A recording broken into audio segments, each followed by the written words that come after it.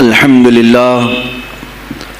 لله الحنان المنان الذي خلق الإنسان وعلمه البيان والصلاة والسلام على رسوله سيد الإنس والجان وعلى آله وأصحابه ذوي الخير والإحسان أما بعد فأعوذ بالله من الشيطان الرجيم بسم الله الرحمن الرحيم ألا إن أولياء الله لا خوف عليهم ولا هم يحزنون الذين آمنوا وكانوا يتقون لهم البشرى في الحياة الدنيا وفي الآخرة لا تبديل لكلمات الله ذلك هو الفوز العظيم صدق الله مولانا العظيم وبلغنا رسوله النبي الأمين المتين المختار الكريم ونحن على ذلك من الشاهدين والشاكرين والحمد لله رب العالمین۔ بارگاہ رسالت معاذ صلی اللہ تعالی علیہ وسلم میں درود پاک کا ہدیہ پیش کریں۔ اللہم صلی علی سیدنا و مولانا محمد معدن الجود والکرم وآلہ واصحابہ الکرام وابنہ الکریم وبارک وسلم صلاة دائمة سرمدا ابدا۔ آج کی یہ محفل پاک سلطان الاولیاء سراج الاصفیاء شہنشاہ بغداد تاجدار ولایت شہباز لامکانی قندیل سبحانی محبوب سبحانی سیدنا عبد القادر جیلانی قدس اللہ سرہ الشریف کی بارگاہ میں خراج عقیدت کے لیے منعقد کی گئی ہے۔ اس دربار میں میں اپنی گفتگو سے پہلے ان کے عظیم عاشق جس کو دنیا سنیت فنا فی الغوث اور مجدد میت حاضرہ کے نام سے جانتی ہے، امام احمد رضا خان قادری فاضل بریلوی رضی اللہ تعالی عنہ کی جو خراج عقیدت پیش کی ہوئی منقبت ہے، اسی سے میں بارگاہ غوث میں اپنی گفتگو کا آغاز کرتا ہوں۔ اے سلطان الاولیاء، اے شہنشاہ بغداد، واہ کیا مرتبہ اے غوث ہے بالا تیرا، اونچے اونچوں کے سروں سے ہے قدم اعلیٰ تیرا۔ توجہ، اونچے اونچوں کے سروں سے ہے قدم اعلیٰ تیرا، ارے سر بھلا کیا کوئی جانے کہ ہے کیسا تیرا۔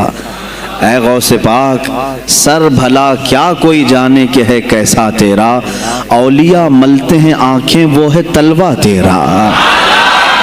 ہم تو ابھی تلوے کو ہی نہیں پہنچ سکے، تمہارے سر تک کون پہنچے ہیں۔ اولیاء ملتے ہیں آنکھیں وہ ہے تلوہ تیرا۔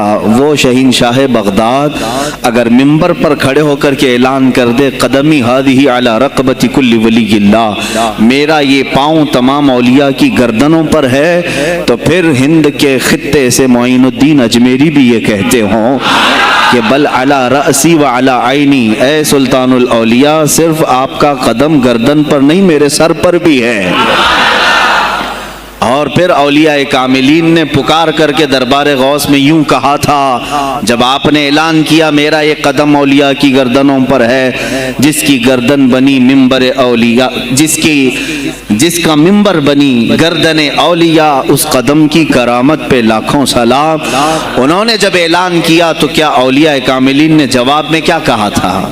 جواب میں کیا کہا تھا؟ غوث پاک نے جب بغداد سے پکارا تو پورے مشرق و مغرب شمال و جنوب کے اولیاء نے یوں کہا تھا، یہ دل یہ جگر ہے، یہ آنکھیں یہ سر ہے۔ یہ دل یہ جگر ہے، یہ آنکھیں یہ سر ہے، جہاں چاہو رکھو قدم غوث اعظم۔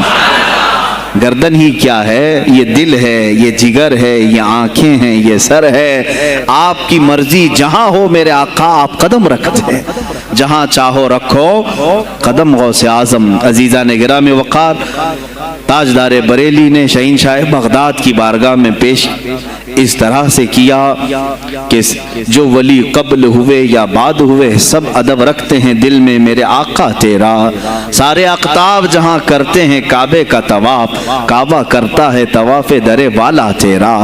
اے شہنشاہ بغداد، تیری میری قسمت کی قسم کھائیں سگانے بغداد، ہند میں رہ کے بھی دیتا رہوں پہرا تیرا۔ ہند میں رہ کے بھی دیتا رہوں پہرا تیرا۔ سرکار بغداد کی بارگاہ میں پھر استغاثہ کرتے ہوئے اعلیٰ حضرت بریلوی رحمۃ اللہ تعالی علیہ یوں عرض کرتے ہیں، اے شہین شاہ بغداد، تجھ سے در، در سے سگ، اور سگ سے ہے مجھ کو نسبت، میری گردن میں بھی ہے دور کا ڈورا تیرا۔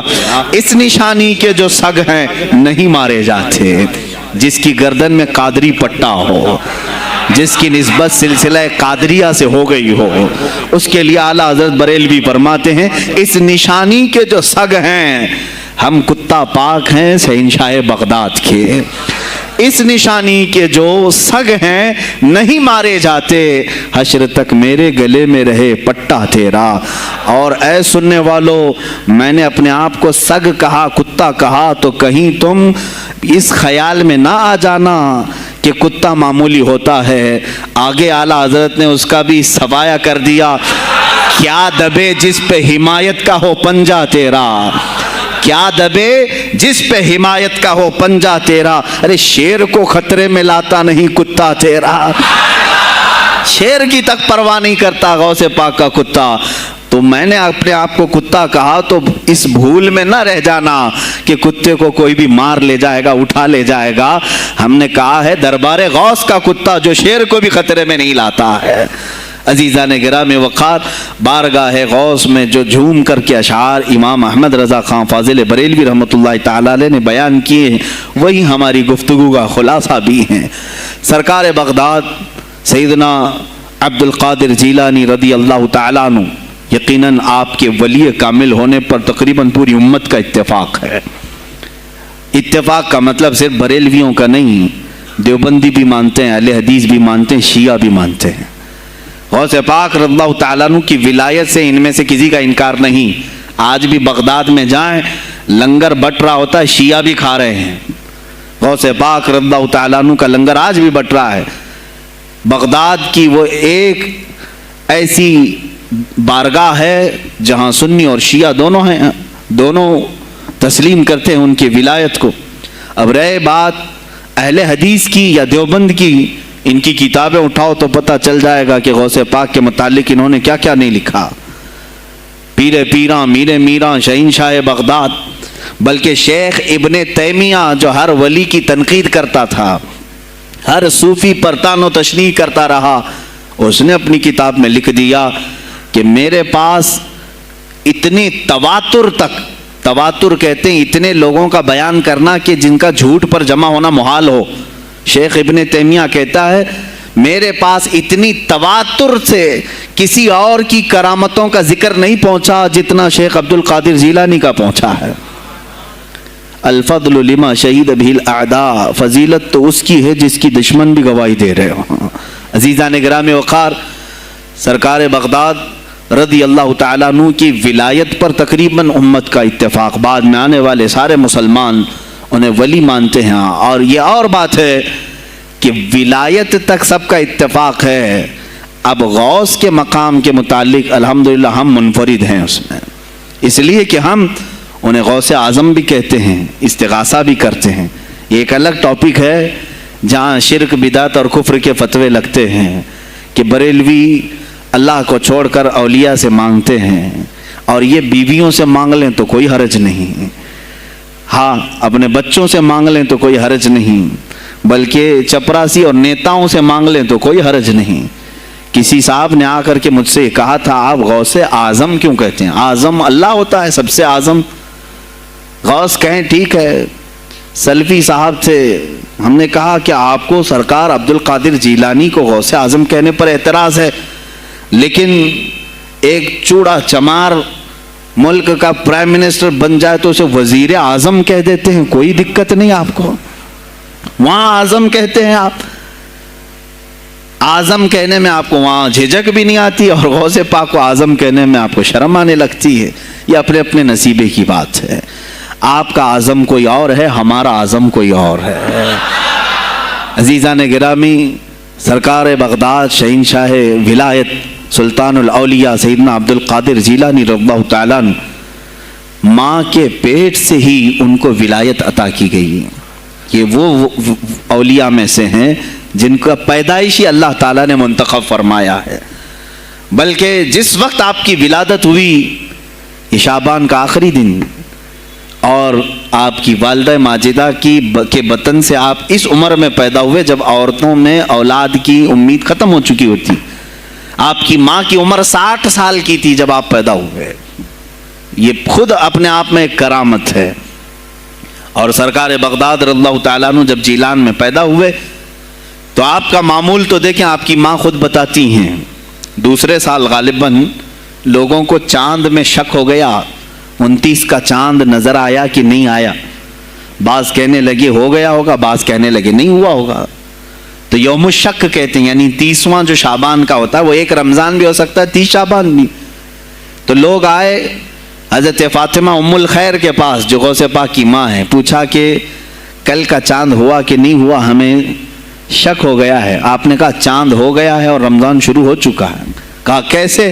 کہا صبح سے میرا بیٹا عبد القادر دودھ کو منہ نہیں لگایا ہے، اور میرے بیٹے کا یہ معمول ہے پچھلے رمضان سے ہی. جس وقت غوث پاک پیدا ہوئے رمضان شروع تھا.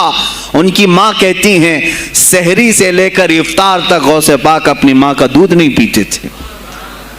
یہ بچپنے میں ماں کی گود میں روزے کا آپ کے اوپر کوئی مکلف نہیں تھے، آپ احکام شریعت ابھی آپ کے اوپر لاگو نہیں تھے، لیکن اللہ کا ایک ولی آتا ہے تو وہ نظام خدا قائم کرنے کے لیے آتا ہے. آج میں اسی پر گفتگو کرنا چاہوں گا.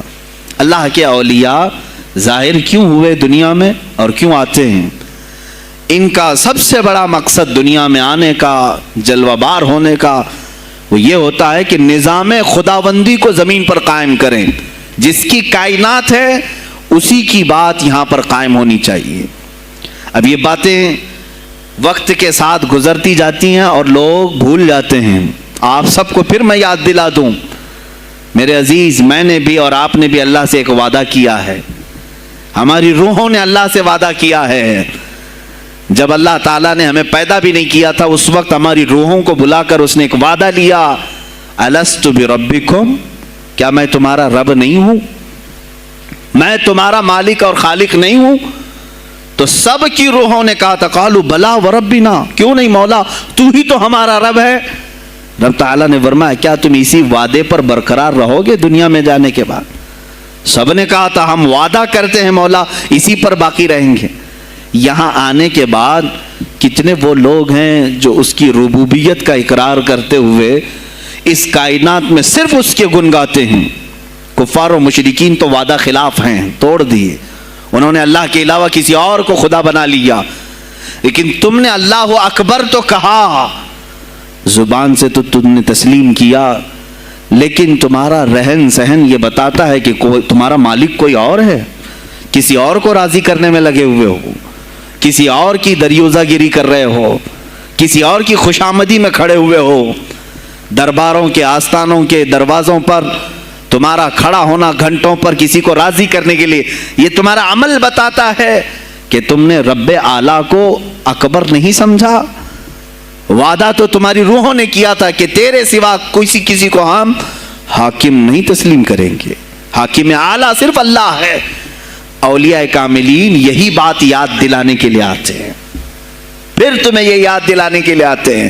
اور جس شان سے وہ دنیا میں آتے ہیں بچپن سے ہی ان کے حالات ایسے ہوتے ہیں کہ شریعت طاہرہ کی پابندی ان کے ہر قول و عمل میں نظر آتی ہے، ہر قول و عمل میں. اس لیے کہ ہم جس کی زمین پر ہیں اور جس کی آسمان کے نیچے ہیں، بات ہوگی تو صرف اسی کی ہوگی، بات ہوگی تو صرف اسی کی ہوگی. مجھے ایک بات یاد آتی ہے، سرکار مفتی اعظم ہند رحمۃ اللہ تعالیٰ علیہ آپ کے سامنے کوئی صاحب تقریر کر رہے تھے، یہ زمین سب کی ہے، ان کی بھی ہے، ان کی بھی ہے، ان کی بھی ہے. آپ نے کہا چپ رہو، زمین اللہ کی ہے اور صرف اللہ کا نام ہو. یہ سب کی ہمت نہیں بولنے کی.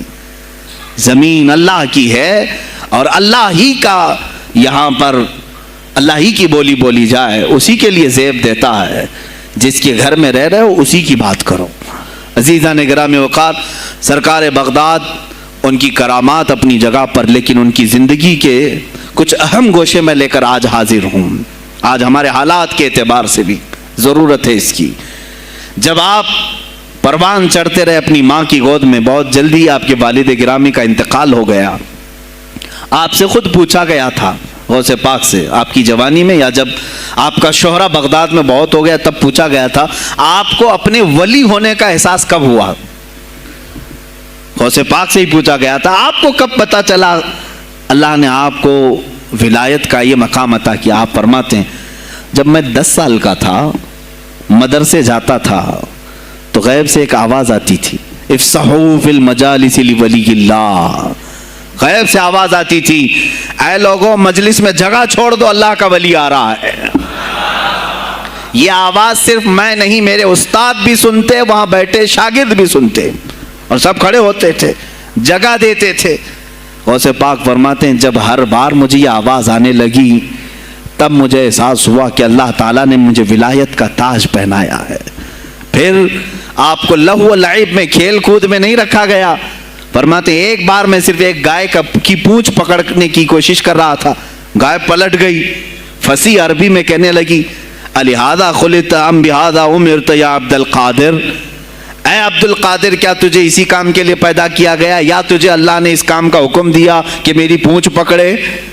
غوث پاک فرماتے ہیں میں چونک گیا کہ ایک جانور مجھ سے عربی میں بات کر رہا ہے۔ اور اس کے بعد وہ گائے خود کہنے لگی اے عبد القادر تجھے اللہ نے اپنی مخلوق کے لیے بنایا ہے، اپنے بندوں کو راہ راست پر لانے کے لیے۔ غوث پاک فرماتے ہیں اس کے بعد زندگی میں کبھی کھیل کود کی خواہش بھی نہیں آئی، کھیل کود کی خواہش بھی نہیں آئی، کبھی تصور بھی نہیں کیا۔ اور جب آپ جیلان سے نکل کر بغداد آئے، بغداد کے جو حالات تھے وہ آپ نے بہت قریب سے مشاہدہ کیا۔ میرے عزیزو آج کے جو حالات ہیں نا، آج کے جو حالات میں نے پڑھا اس سے بھی زیادہ ڈینجر حالات اس زمانے کے تھے۔ آج لوگ حالات کی شکایت کرتے ہیں، بہت سارے علماء مولانا ہم سے یہ کہتے ہیں حالات اب صحیح نہیں ہیں، ویسے نہیں ہے پہلے۔ میں تمہیں غوث پاک کے حالات بتاتا ہوں، اس وقت سیاسی حالات کیا تھے۔ اس وقت سیاسی حالات اتنے خطرناک ہو چکے تھے، بغداد میں شیعوں نے اپنا گڑھ جمایا تھا، یہاں تک کہ ہر عالم پر، ہر واعظ پر، ہر امام مسجد پر پابندی تھی۔ سیدنا ابو بکر صدیق اور حضرت عمر کا کوئی نام نہیں لے سکتا تھا، کوڑے مارے جاتے تھے۔ شیخین کا اگر کسی نے نام لے لیا کسی عالم نے، کوڑے مارے جاتے تھے۔ خلیفہ واثق باللہ تک یہ تاریخ چلی بغداد میں، اور سلطنتیں ٹوٹ چکی تھیں۔ سیاسی حالات اس قدر خراب ہو چکے تھے، چھوٹی چھوٹی ٹکڑیوں میں بٹ چکے تھے مسلمان۔ مصر کی طرف دیکھیں تو فاطمی حکومت قائم ہو گئی تھی، وہ اپنے آپ کو فاطمی کہہ رہے تھے۔ بغداد میں عباسی خاندان حکومت کر رہا تھا، اور وہ بھی سمٹ کر کے صرف بغداد کے اطراف رہ گئی بس۔ پھر ترکی کی طرف دیکھیں تو سلجوکی خاندان تھا، ایک ایک ٹکڑا حکومت کر رہا تھا، اور یہی آپس میں دست بگریباں تھے، ایک دوسرے سے لڑ رہے تھے۔ اور پھر پلس اس پر ایسا کہ بازنطینی جو عیسائی تھے، صلیبی تھے، ان سلطنتوں کو آپس میں لڑا کر کے اس قدر شدت پیدا کر چکے تھے کہ بغداد والا مصر نہیں جا سکے، مصر والا ترکی نہ آ سکے۔ پھر ادھر بخارا، سمرقند، نیشاپور، یہ جو رشیا میں ہیں آج، ازبکستان وغیرہ میں، یہاں الگ ایک سلطنت قائم تھی، اور ہند میں الگ کفرستان تھا۔ سب جگہ الگ الگ حالات تھے، اور مسلمانوں کے لیے اس زمانے میں ایسے حالات ہو گئے جیسے لاک ڈاؤن ابھی کا سیم۔ میں آپ کو بتا دوں سچویشن، لاک ڈاؤن میں کیا ہوا تھا معلوم ہے؟ یہ ہمارے طلبہ دیکھیں 8 مہینے سے بیٹھے ہوئے ہیں، مدارس میں نہیں گئے، حفظ قرآن کر رہے تھے، عالم دین بن رہے تھے، مدرسے بند ہیں نا، گھروں میں بیٹھے کچھ تو آوارہ گردی کر رہے ہیں۔ اسی طرح کالج کے بچے بھی، اسکول کے بچے بھی، سب چھوٹے ہوئے ہیں لاک ڈاؤن کی وجہ سے۔ سیم یہی سچویشن اس زمانے میں ہوئی۔ بغداد علمی مرکز تھا، کوفہ اور بصرہ علم کے مرکز تھے۔ آپسی رنجشوں کی وجہ سے بادشاہوں کی طلبہ ایک جگہ سے دوسری جگہ کا سفر نہیں کر سکتے تھے۔ بغداد کے سارے مدرسے بند پڑے ہوئے تھے، کیونکہ طلبہ آ نہیں سکتے۔ کہاں سے آئے تم؟ مصر سے آئے، واپس جاؤ، اس سلطنت میں کیا کر رہے ہو؟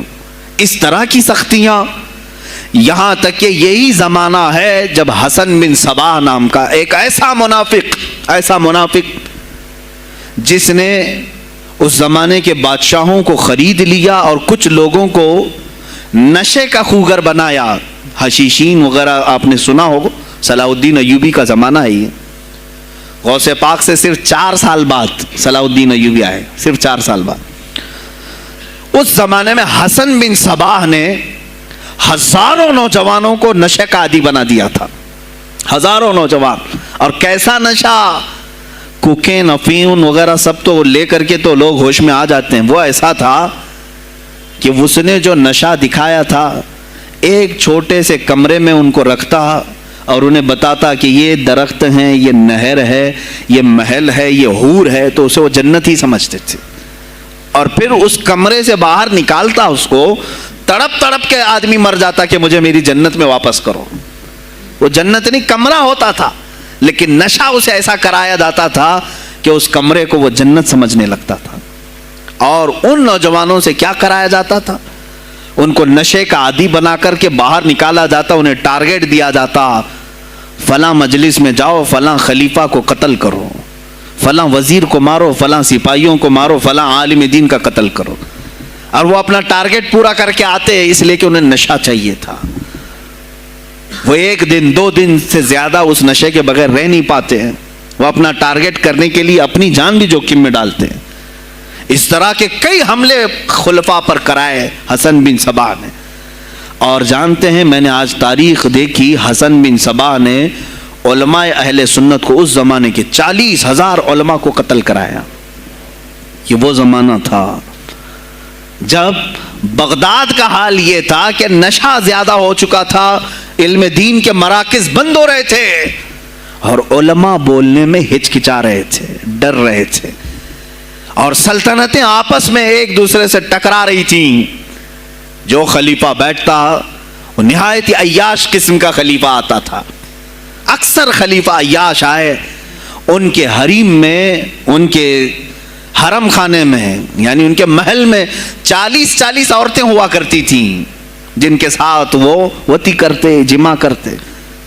جبکہ وہ مسلمان خلیفہ ایک بادشاہ کے لیے, چاہے کوئی بھی ہو, 4 سے زیادہ کی اجازت ہے, 40 کنیزاؤں کے ساتھ وہ زندگی گزار رہے ہوتے. اس میں عیسائی بھی ہوتی, یہودی بھی ہوتی, سب قسم کی ہوتی.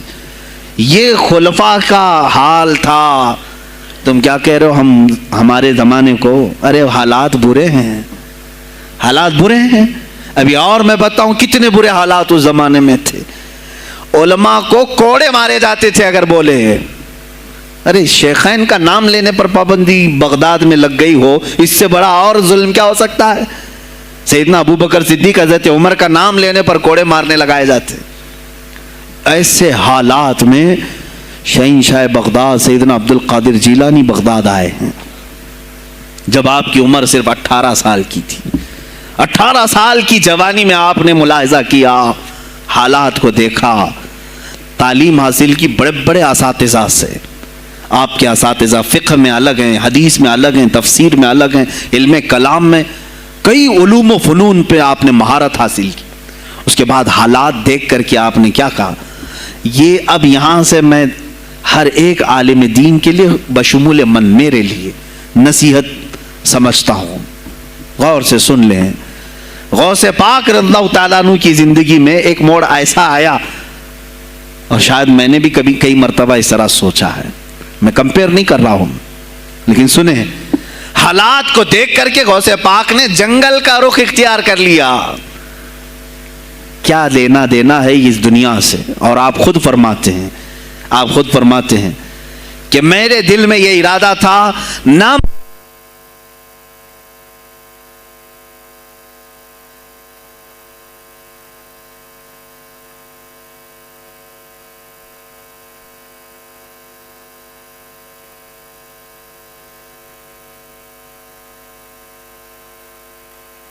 ہیں, میرا ارادہ ہوا جنگل میں ایسی جگہ رہوں کہ نہ مجھے مخلوق دیکھے اور نہ میں مخلوق کو دیکھوں, عبادت میں ایسے مصروف ہو جاؤں.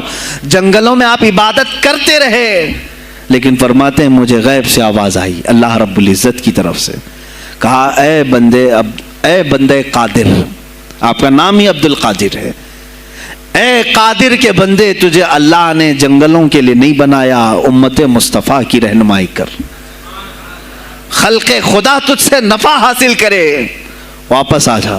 غوث پاک فرماتے ہیں میرا ارادہ تو تھا کہ میں اپنی زندگی اللہ کی یاد میں فنا کر دوں، لیکن میں شہر صرف اس لیے واپس آیا کہ جنگل میں صرف میری اصلاح ہو سکتی ہے، شہر میں پوری امت کی اصلاح ہو سکتی ہے۔ علماء کے لیے یہی آج نصیحت ہے، تم چاہے تو گدی نشین بن جاؤ، سجادہ نشین بن جاؤ، جھولی نشین بن جاؤ، جنگل نشین بن جاؤ، ہو سکتا ہے تمہارے اپنے فائدے کے لیے تم سوچ سکتے ہو۔ میں نے ابھی یہ کہا، میرے دل میں ارادہ تھا کہ گوشہ نشین ہو کر کے اپنی عبادت کریں، اپنی آخرت کی فکر کریں، نہیں، علماء کو اللہ تعالیٰ نے علم عطا کیا ہے امت مصطفیٰ کی رہنمائی کے لیے، یہ امانت ہے، چاہیں تو بھی چھپ نہ سکیں۔ عزیزان گرامی وقار، غوث پاک رضی اللہ تعالیٰ عنہ واپس بغداد آئے۔ اچھا، وہ اتنی عبادتوں کے عرصے میں جانتے ہیں کہاں کہاں کا سفر نہیں کیا انہوں نے؟ جنگلوں کا سفر، صحراؤں کا سفر، بیابانوں کا سفر، یہاں تک کہ سری لنکا کی سرزمین تک پہنچے، ملتان تک آئے۔ یہ تاریخ کی کتابیں بتاتی ہیں آپ نے پیدل یہ سارے سفر کیے، پھر واپس اسی بغداد آئے جہاں کے حالات بڑے ہی کشیدہ تھے، اور خلفائے وقت کے خلاف زبان کھولنا یہ آگ سے کھیلنے کے برابر تھا، آگ سے کھیلنے کے برابر تھا۔ اور سب سے بڑا مسئلہ تو غوث پاک کے لیے یہ تھا کہ آپ بغداد کے نہیں تھے، عراق کے نہیں تھے، آپ جیلان سے آئے تھے۔ جیلان ایران میں ہے، اس زمانے میں طبرستان ایک صوبہ تھا، طبرستان کا ایک شہر جیلان تھا، جیلان سے آئے ہوئے تھے بغداد میں۔ آپ کی زبان فارسی تھی، فارسی زبان کا ایک طالب علم بغداد میں آیا ہے، اور بغداد پورا عربیوں کا ہے، فصیح عربی بولنے والے لوگ، اور نہایت ہی عیاشی میں پڑے ان کی اصلاح کیسے کریں۔ دل میں بار بار یہ احساس ہوتا، غوث پاک فرماتے میری زبان فارسی تھی اور ان کی زبان عربی ہے، میں ان سے خطاب کیسے کروں، ان کو اصلاح کے راستے پر کیسے لاؤں؟ بار بار سوچتے تھے، لیکن دل میں ایک درد ہوتا تھا کہ امت مصطفیٰ کو اس حال میں نہیں چھوڑنا چاہتا۔ ایک دن ایک مسجد میں غمگین حالت میں سوئے، ظہر کا وقت تھا، نماز پڑھ کر کے آپ آرام کر رہے ہیں، اور جیسی آنکھ بند ہوئی سرور کائنات صلی اللہ علیہ وسلم تشریف لائے۔ پوچھا عبد القادر کیوں غمگین ہے میرے بیٹے؟ کہا کہ یا رسول اللہ صلی اللہ علیہ وسلم زبان میری عجمی ہے، فارسی، میں عربیوں کے بیچ بیٹھا ہوں، اصلاح کرنے کی کوشش کرتا ہوں، لیکن مجھے یہ عجمی سمجھیں گے۔ اللہ کے نبی صلی اللہ علیہ وسلم نے فرمایا تو اپنا منہ کھول۔ آپ نے منہ کھولا، حضور پاک نے اپنا لعاب پاک ڈالا، دوسری بار ڈالا، تیسری بار ڈالا، چوتھی بار ڈالا، پانچویں، چھٹی، 7 مرتبہ حضور پاک نے اپنا لعاب پاک دیا اور کہا عبد القادر اب اٹھ اور بیان کرو۔ فرماتے ہیں خواب میں نے حضور اکرم صلی اللہ علیہ وسلم کا لعاب پاک لیا، تھوڑی ہی دیر گزری تھی، میرے خواب میں ہی میرے جد کریم مولا کائنات علی مرتضیٰ تشریف لائے۔ کہا پھر وہی سوال کیا عبد القادر کیوں نہیں بیان کرتے؟ کہا میں فارسی النسل، فارسی ہوں اور عربیوں کے بیچ میں ہوں۔ انہوں نے کہا تو اپنا منہ کھول۔ باب العلم، باب مدینۃ العلم، علی کرم اللہ وجہہ الکریم اپنا لعاب پاک ڈالتے ہیں، 1 بار، 2 بار، 3 بار، 4 بار، 5 بار، 6 بار، بس کیا۔ غوث پاک نے کہا نانا جان نے مجھے 7 مرتبہ پلایا، آپ نے 6 مرتبہ۔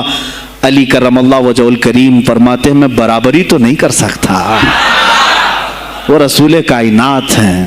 عزیزان گرامی وقار، غوث پاک فرماتے ہیں پھر میری آنکھ کھلی، اور اسی جامع مسجد میں جب میں کھڑا ہوا اور خطاب کے لیے لوگوں کو پکارا تو دیکھا ادھر سے بھی مخلوق آ رہی ہے، ادھر سے بھی آ رہی ہے، سامنے سے بھی آ رہی ہے، مجمع اتنا کثیر کہ تل دھرنے کی جگہ مسجد میں نہیں تھی۔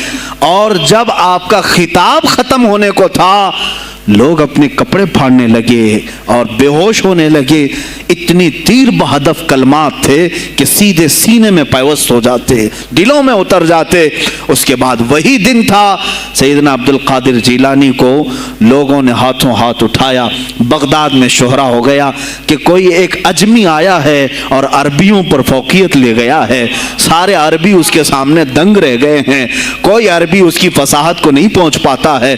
कई लोग इम्तिहान के लिए भी आए। ऐसा नहीं है कि गौसे पाक को यूं ही छोड़ दिया गया। मेरे अजीज, तुम तो 1000 साल के बाद करामतें सुनते हो ना, यही लगता है कि गौसे पाक बहुत करामतों के मालिक थे, बहुत बड़े आलिम और बड़े वली कामिल थे, कुछ नहीं हुआ होगा उनके साथ। हमारे से ज्यादा खतरे उन्होंने मोले हैं, हमसे ज्यादा हासिदीन उनके थे, दुश्मनी करने वाले अपनों में भी बहुत सारे थे। गौसे पाक रज़ियल्लाहु ताला अन्हु का जब खिताब शुरू हुआ, क्या एक खतीब जब मशहूर होने लगे तो दूसरे मौलवी खामोश रह जाएंगे? हसद की चिंगारी भड़कती है, वो गौसे पाक के खिलाफ भी भड़की। और बगदाद में जब ये शोरा होने लगा तो कई उलमा उस वक्त के जो बड़े बड़े पाए के आलिम हैं, उनकी किताबें आज भी मौजूद हैं, मैं नाम तज़किरे नहीं कर रहा, लेकिन उन्होंने टेस्ट लेने की गरज से, इम्तिहान लेने की गरज से कई लोगों को सवालात भेजे। एक दिन मजलिस में ऐसा था कि गौसे पाक तफसीर कुरान बयान करते थे। तफसीर कुरान बयान करना गौसे पाक का महबूब मशगला था, रोज़ाना कुरान की तफसीर अर्ज करते। एक दिन मजलिस में बड़े बड़े उलमा की जमात, जिसमें अब्दुर्रहमान जोज़ी जैसे बड़े फ़क़ीह मुहद्दिस हैं, इनकी एक जमात आई।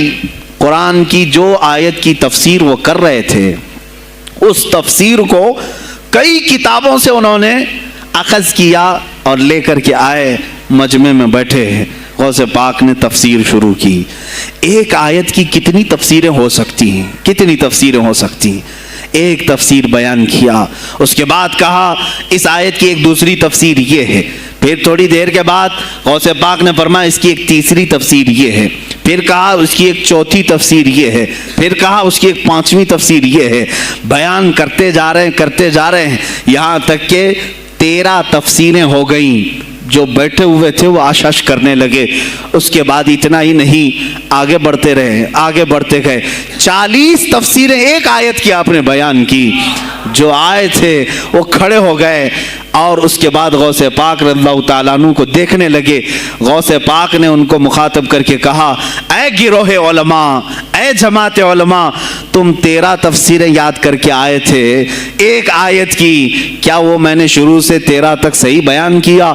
सब अपने जुब्बे उठाने लगे। कहा हम तो ये 13 तफसीरें पढ़कर आए थे ये सोच करके कि शेख अब्दुल कादिर जीलानी को 2-3 से ज्यादा तफसीरें नहीं आती होंगी। 13 के बाद आप तो 40 तक पहुंचे, वहां तो हमारा भी इल्म नहीं पहुंचा। जमात उलमा दंग रह गए और उसके बाद तौबा भी किया। कहा हमारे दिलों में बदगुमानी आ गई थी, हम तौबा करते हैं। गौसे पाक रज़ियल्लाहु ताला अन्हु, एक और मजमा है, एक और मजमा ऐसा है कि उसमें 40 के करीब उलमा है। सवालात अलग अलग अलग लेकर के फंसाएंगे किसी तरह से इनको, डिफिकल्ट सवालात लेकर के। एक बात याद रखना, मिशकात शरीफ की हदीस है, जिसने इल्म इसलिए हासिल किया कि किसी आलिम को नीचा दिखा दूं, उसे फंसा दूं सवाल करके, हुजूर फरमाते हैं क़यामत के दिन उसे आग की बेड़ियां पहनाई जाएंगी, उसकी जुबान को आग की कैंची से खींचा जाएगा। इसलिए इल्म हासिल मत करो, किसी को नीचा दिखाना, किसी को बेवकूफ़ बनाना। एक किताब कहीं से पढ़ कर क्या आए, मौलाना के पीछे पड़ गए, ये बताओ सही है कि नहीं है। फिर अगर उस मौलाना साहब के दिमाग में उस वक्त वो मसला नहीं था, उन्होंने कहा नहीं मालूम, तो आपको लगा कि हाँ मेरे से ज़्यादा तो इनको भी नहीं मालूम। तुमने तो एक ही चीज़ हल करके उनके सामने पेश की है। अजीज़ा निगरामी, इस तरह की चीज़ें हरगिज़ ना करें, ये बहुत बड़ा गुनाह है मुगालते में डालना। गौसे पाक रज़ियल्लाहु ताला अन्हु एक जमात से खिताब कर रहे हैं। 40 उलमा है, अलग अलग अलग सवालात नोट करके, मैं ये पूछूंगा, तुम ये पूछना, तुम ये पूछना। गौसे पाक रज़ियल्लाहु ताला अन्हु ने अपना खिताब किया और सवालात के लिए उस दिन महफिल का वक्त ही नहीं दिया। कहा आज सवालात कोई नहीं करेगा। वो लोग तो सवालात लेकर के आए थे। सब मजमे में खिताब के बाद जिसको जो पूछना है आप कहते हैं कि पूछ लो, उस दिन का कोई नहीं पूछेगा, आओ सिर्फ मुसाफा करके जाओ। आओ सिर्फ मुसाफा करके जाओ। तो ये जो उलमा की जमात थी, इनको बुलाया, एक आते उनको सीने से सीना लगाते और कहते तेरा ये सवाल था, उसका ये जवाब है। दूसरा आता उससे कहते तू ये घर से सोच के आया था, तेरा सवाल ये है, उसका जवाब ये है। इस तरह 40 से मुसाफा किया, मुआनका किया, उनके सवालात के पूछने से पहले जवाबात भी दे दिए। और उसके बाद कहा क्या है गिरोह उलमा, तुम सवाल करते और मैं जवाब देता तो अब्दुल कादिर की क्या इसमें खुसूसियत थी? तुम सवाल भी ना करो, मैं जवाब दूं, तब पता चलेगा कि मैं बंदा कादिर हूं, मैं कादिर का बंदा हूं। तुमने सवाल भी नहीं किया और मैं जवाब दूं तो तुम्हें एहसास होगा कि मैं कादिर का बंदा हूं। अल्लाह रब्बुल इज्जत का के सिफाती नाम है। अजीज़ान गिरामी वक़ार, उलमा ने तंग किया, परेशान किया, आपके मजमों को रोकने की कोशिश की, लेकिन ऐसा नहीं है कि गौसे पाक ने हर एक को अपनी करामत से ज़ेर कर दिया हो, उन उलमा को पूरा सुला दिया हो। नहीं, फेस किया है, मुकाबला किया है, परेशानियां उठाई हैं। और खुलफा के वक्त के सलातीन की भी बहुत सारी ऐसी सख्तियां थी जिसको आपने बर्दाश्त किया। कई लोगों ने आप पर पाबंदियां लगाने की कोशिश की थी। ये तो सरकार गौसे पाक की इस्तिकामत थी कि आप जमे रहे। और सबसे बड़ा काम आपका क्या था मालूम? खानकाह के गद्दी नशीनों, गौर से सुनो, जो गौसे पाक का नाम लेते हैं, सरकार गौसे पाक रज़ियल्लाहु ताला अन्हु की इस सिफत को मैं बयान करूं तो ये बगले झांकेंगे। अभी गौसे पाक ने सबसे बड़ा किरदार क्या किया जानते हैं आप? लोग कहते हैं खानकाही माहौल कायम करना है, अल्लाह अल्लाह करो, तस्बीह लो, दिलों की सफाई करो, सब सही है, लेकिन गौसे पाक ने तकरीबन 25 साल सिर्फ जिहाद पर बयान किया है। सिर्फ जिहाद पर कहा कि ए गिरोहे मुस्लिमीन, तुम पर अल्लाह ने जिल्लत मुसल्लत कर दी है इसलिए कि तुमने कोशिशें तर्क कर दी हैं। हुकूमतों को सही करने के लिए आपने बागडोर संभाल ली थी। गौसे पाक जब बयान करते मिंबर से तो वक्त का जो तख्त था वो भी हिलने लग जाता था। खलीफा मुस्तंजिद बिल्लाह उस जमाने का खलीफा है और तंग आ गया गौसे पाक के पास। जब वो बयान करते और उनकी अय्याशियां खोल खोल करके जिक्र करते तो लोगों में अब एहसास जागने लगा, कोई तो अल्लाह वाला आया है जो निज़ाम खुदावंदी कायम करने की बात कर रहा है, निज़ाम मुस्तफ़ा कायम करने की बात कर रहा है। बगदाद की यह हालात जब होने लगे, मेरे अजीज़ों, सुल्तानुल औलिया गौसे पाक की ही शह पर जानते हैं सलाहुद्दीन अय्यूबी जैसा एक मर्द मुजाहिद पैदा हुआ है। यह आपकी तहरीक थी, गौसे पाक की तहरीक थी कि जब बाज़ंतीनी ईसाइयों से आपने अपनी पूरी उम्मत को आगाह किया कि तुम सो रहे हो, तुम अपनी अय्याशियों में हो, तुम अपने नशे में हो, तुम्हारा दुश्मन ताक में लगा है, घात लगा करके बैठा है। और हुआ भी यही कि गौसे पाक के विसाल के सिर्फ 10 साल बाद सलीबियों ने हमला शुरू कर दिया बगदाद पर, मिस्र पर, तुर्की पर, हर जगह। और यही हमले की वजह थी सलाहुद्दीन अय्यूबी जैसा मर्द मुजाहिद खड़ा हुआ और फिर उन्होंने पूरे बैतुल मुक़द्दस को फतह करके अपने सर एक सहरा बांधा। आज तक उम्मत उसके एहसान को याद करती है। मेरे अजीजों, गौसे पाक के ज़माने के हैं सलाहुद्दीन अय्यूबी। इतना ही नहीं, आप ही की तहरीक थी, गौसे पाक की तहरीक थी कि तुम जवानों को तैयार करो, तुम्हारी जिंदगी अय्याशी के लिए नहीं, अल्लाह का निज़ाम कायम करने के लिए है। तुम अल्लाह का निज़ाम कायम करने के लिए आए हो दुनिया में, क्योंकि अल्लाह ने तुम्हें खलीफतुल्लाह कहा है। अल्लाह के तुम खलीफा हो, तुम नायब हो अल्लाह के। तुम यहाँ पर अपनी मौज मस्ती के लिए नहीं आए। अब इस जमीन पर बात होगी तो सिर्फ मेरे मौला की होगी, इस जमीन पर बात होगी मेरे मुस्तफ़ा की होगी। ये सैयदना अब्दुल कादिर जिलानी का ऐलान था। है कोई आज पीराने इस्लाम वो ऐलान करें कि आज इस जमीन पर सिर्फ हम नामों से रिसालत की बात करेंगे? कौन है? क्यों बैठे हो? गौसे पाक से अगर तुम्हारी अदना सी निस्बत है तो फिर तुम्हें अपने जवानों को, अपने मुरीदों को ये सिखाना होगा कि मोटे मोटे नजराने देने से नहीं चलेगा, अपनी गर्दनें हुजूर को पेश करने के लिए तैयार करो। तुम तैयार हो जाओ अपना खून और अपनी गर्दन बारगाह मुस्तफ़ा में देने के लिए। ये आज तरबियत दो, वरना फिर दुश्मन तुम्हें कच्चा चबाने के लिए तैयार है। کچا چھبانے کے لیے تیار ہے۔ عزیزان گرامی، میں غوث پاک کی تحریک آپ کو بتا دوں کون سی تحریک تھی۔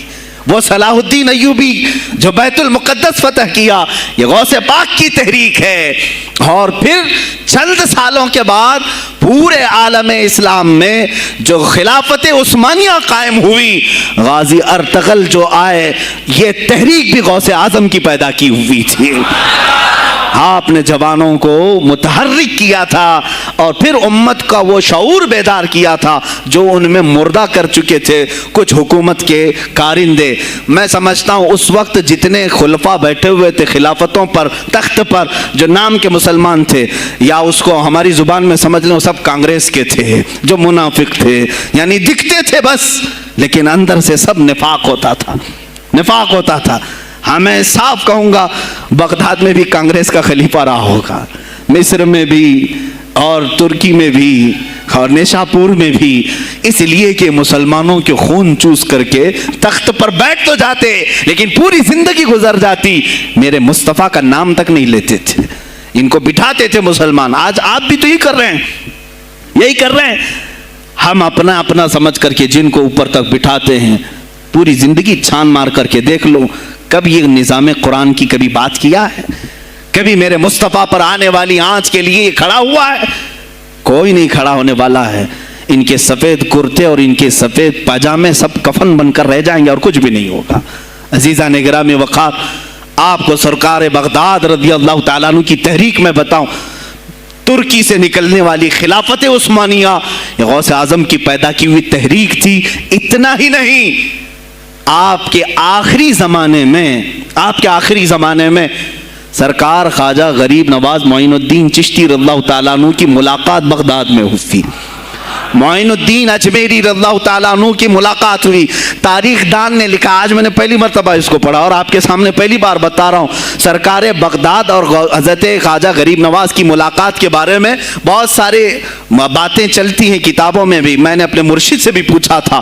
بہرحال ایک کتاب سے مجھے آج یہ بات ملی کہ سلطان الاولیاء غوث پاک نے حضرت خواجہ غریب نواز کو کیا وصیت کی تھی، کیا کہہ کر کے بھیجا تھا۔ ان کے پاس غوث پاک نے، غریب نواز نے بہت ساری انعامات، اوراد، وظائف، طرق، اجازات سب حاصل کیے، لیکن ہندوستان جب آئے کیا کیا انہوں نے؟ یہ بھی بتایا گیا کہ غوث پاک کی یہ تحریک تھی۔ کیا؟ سلطان الہند سرکار غریب نواز نے شہاب الدین غوری کو بلا کر کے ہندوستان میں پرچم اسلام لہرانے کا حکم دیا تھا۔ یہ تحریک بھی سرکار غریب نواز نے لائی تھی بغداد کے ولی کامل سے۔ تم کیا سمجھتے ہو یہ اولیاء خالی مسلح لے کر کے گھومتے تھے؟ یا اولیاء اکرام صرف گدی نشین تھے؟ نہیں میرے عزیزو، یہ حکومت وقت کو آنکھ میں آنکھیں ڈال کر بات کرتے تھے اور پھر نظام مصطفیٰ کی بات للکار کر کے کرتے تھے۔ آج کے زمانے میں کچھ لوگوں نے اولیاء کو ایسا پیش کیا ہے جیسے وہ درویش بس جنگل میں رہتے تھے اور کچھ نہیں۔ نہیں میرے عزیزو، وہ اللہ کے شیر تھے، اللہ کے شیر تھے۔ اسی لیے تو اقبال نے کہا ہے، اللہ کے شیروں کو آتی نہیں روبائی۔ وہ کبھی لومڑی پن کا انہوں نے اپنے آپ میں اظہار ہی نہیں کیا کہ نہیں یہ بھی چلے گا وہ بھی چلے گا، کبھی نہیں۔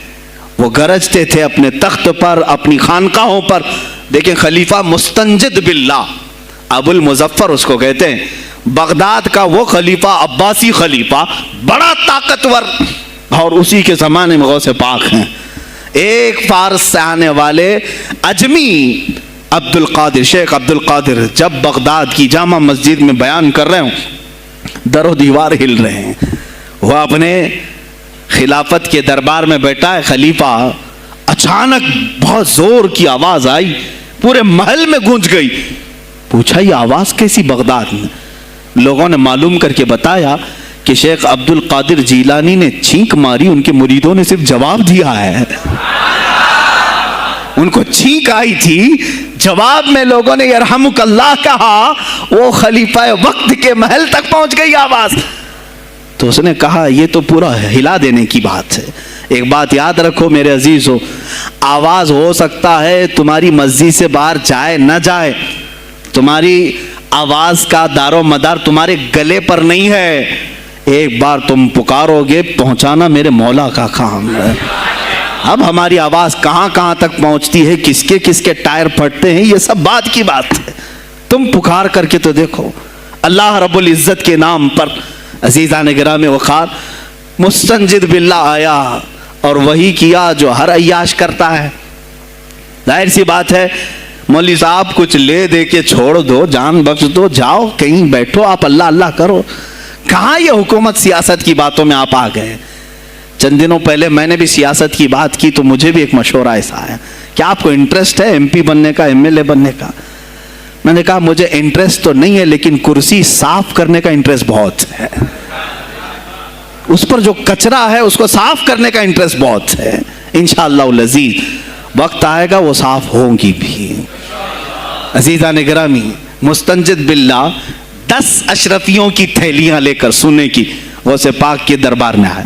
آپ مریدین کے ساتھ بیٹھے، ارے وہ حال و قال کی مجلسیں ہیں۔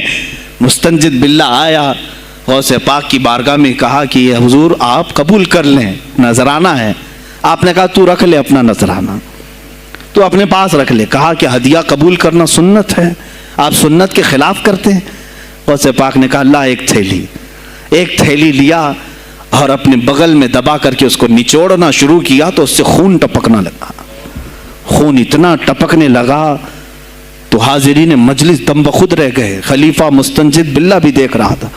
غوث پاک نے فرمایا ابھی تو یہ ایک تھیلی ہے، میں 10 کو نچوڑوں گا تو یہ خون تیرے دربار تک پہنچ جائے گا، تیرے دربار تک پہنچ جائے گا۔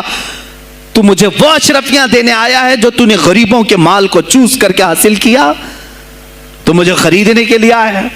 اگر مجھے تیرے خاندان کی حرمت کا خیال نہ ہوتا تو میں آج پورے بغداد کی نالیوں میں اسی کا خون بہاتا۔ خلیفہ مستنجد باللہ بے ہوش ہو گیا، اور اس کے بعد جب ہوش آیا اس نے توبہ کیا اور آپ کے ہاتھ پر بیعت بھی کیا۔ اب اس کے بعد وہ خلیفہ ایسا پاک ہوا، نظر غوث جو پڑھی۔ اب اس کے بعد دربار خلافت کے حالات کیا ہو گئے سنیں۔ میں آج سیاست پر بات کر رہا ہوں۔ اب خلیفہ مستنجد باللہ کا دل جب صاف ہوا، 8 دن کے بعد وہ حاضر آیا، کہا سلطان الاولیاء اے شیخ عبد القادر جیلانی آپ حکم فرمائیں کہاں کس طرح کا گورنر رکھنا چاہیے، گورنر کس طرح کا ہونا چاہیے آپ دیں۔ غوث پاک نے اپنے خلفاء کو حکم دیا کہ لسٹ بنائی جائے، اسلامی سلطنت میں گورنر کون ہوگا۔ لسٹ بنی، کہا وہ ہوگا جس کی تہجد قضا نہیں ہوتی، وہ گورنری پر آئے گا جو سنت رسول کو ہلکا نہیں سمجھتا ہوگا، وہ گورنری پر آئے گا جس کی نمازیں کوئی قضا باقی نہ رہی ہوں، اس لیے کہ جو اللہ کا قرضہ باقی رکھے گا وہ لوگوں کا بھی مال کھا جائے گا۔ آپ نے لکھایا نام، خلیفہ مستنجد باللہ نے آپ کے اشارے پر گورنر پورے تبدیل کر دیے۔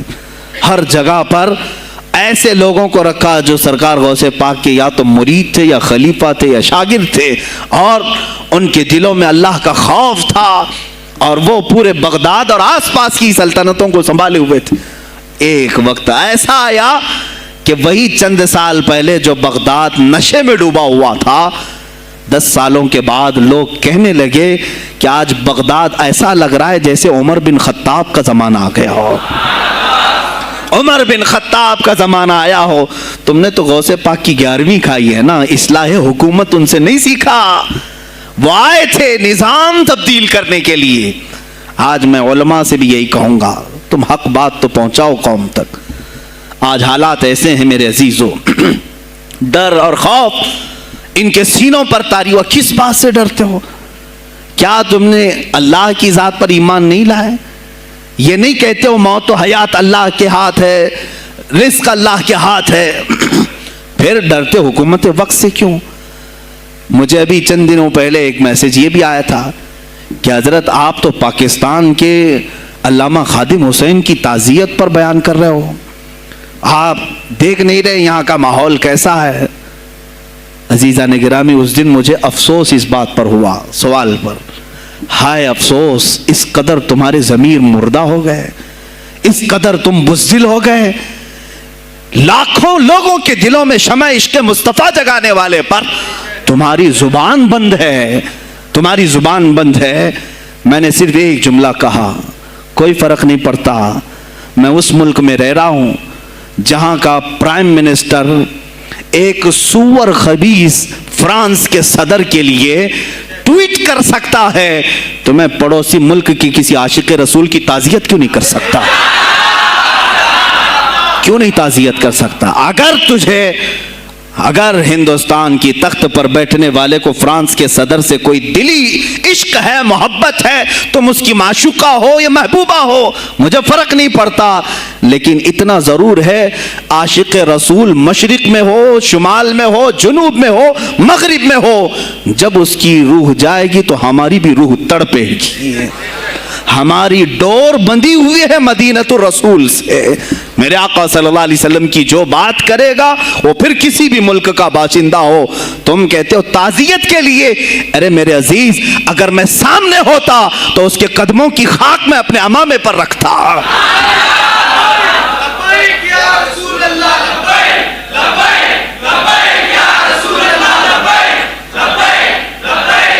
عزیزان گرامی وقار, یہ بہت خاموشی ہم نے اختیار کی, بہت خاموشی, کوئی بات نہیں.